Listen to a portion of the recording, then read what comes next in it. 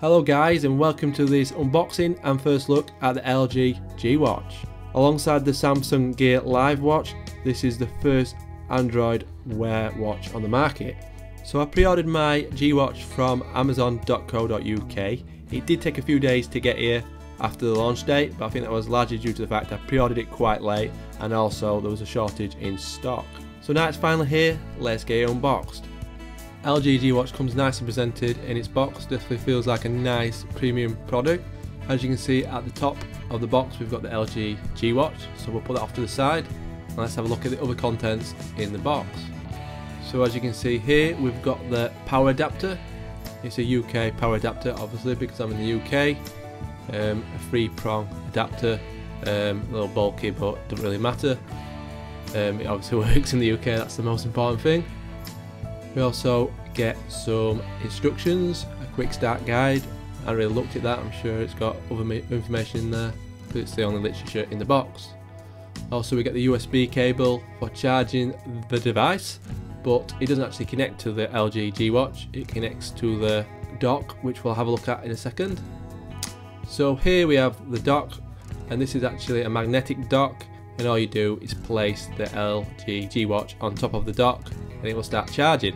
Now this is one reason I really like the G Watch, was due to the fact it was really easy to charge. Because you are going to need to charge this device on a daily basis, it is a little bit of a chore, so making the charging an easy thing is probably a good thing, at least for me. So let's have a closer look at the LG G Watch.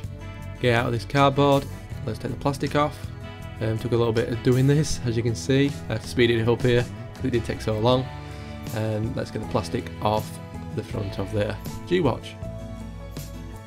Quite satisfying, a little less awkward than the plastic around the sides and on the back.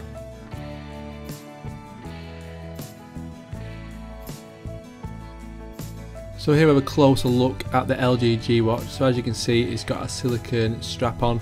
This can be changed to any strap you want because it's just a standard 22mm strap. I don't mind the strap, I think it's okay.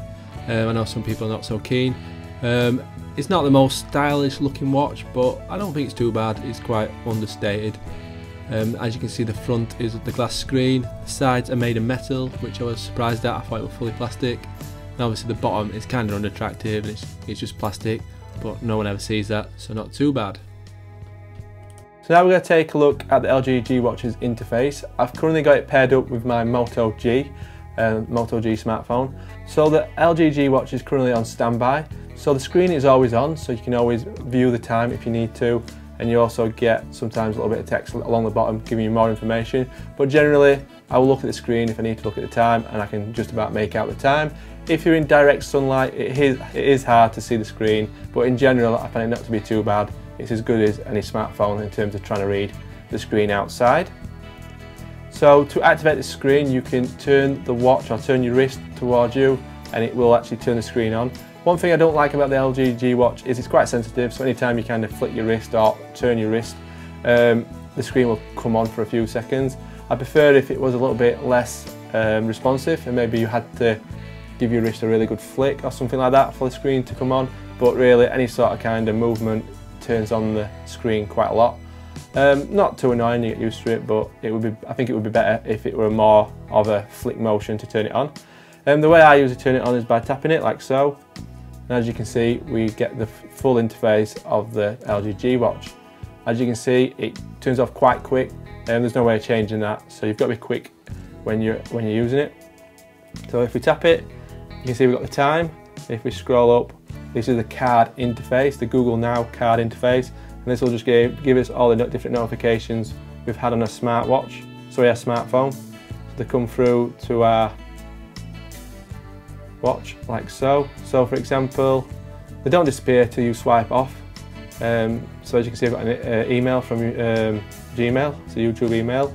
And if I swipe to the right, or should I say swipe to the left, we get the ability to archive the email, reply, and open on the phone. So if you tap this, it will open up the app on the phone, which is quite handy. Like so, as you can see. So if we swipe down, we can go to the next notification, which is related to an app I've got on the phone. So what we can do is swipe to the left to bring up any more options, which is only one this time, open on phone, nothing else. If we swipe to the right, it will remove the notification from the watch. And as you can see here, we've also got another card which has come up, and this is how many steps I've walked today. I actually worn the watch today, but again, you can swipe that off, as you can see. If you want to leave a notification or a card on screen, we can do by just swiping down. So the card interface is one of the main ways we interact with the phone and also our notifications, but there's also another way which I'll show you in a second. And while we're on the home screen, I'll show you what else you can do. So if we hold down on the home screen, we can change the watch faces. There's quite a few to choose from.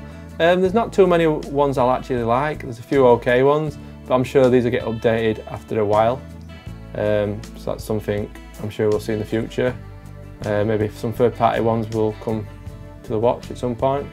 This wallpaper one's quite good. The wallpapers change quite regular, which is nice, as you can see there.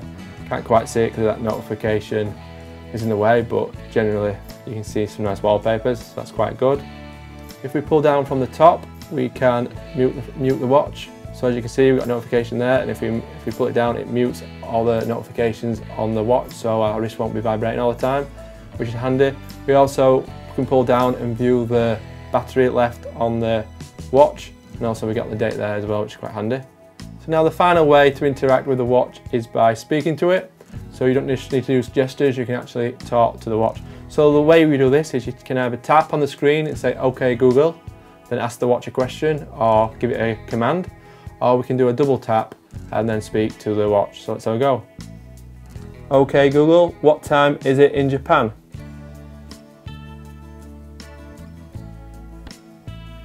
So there you go, answered it quite quickly there. We'll try again. "Okay Google, set an alarm for 9 PM.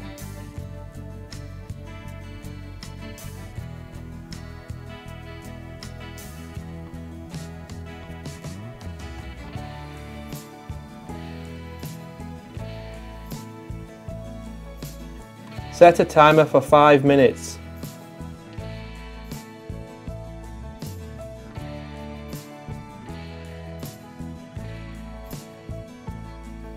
So as you can see there, we've got this timer set, and it's basically a card now, so we can still interact with it if we want to restart it, delete it, mute the app, etc.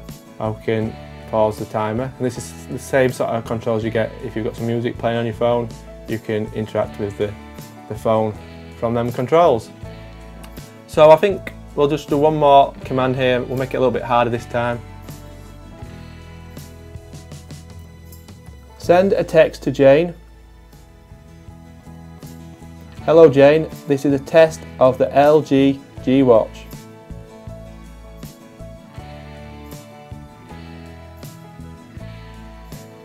So there we have it, the unboxing and first look at the LG G Watch. Hopefully you enjoyed the video. If you did, then be sure to hit that subscribe button. Also drop me a comment telling me what you think. So I'll see you later guys.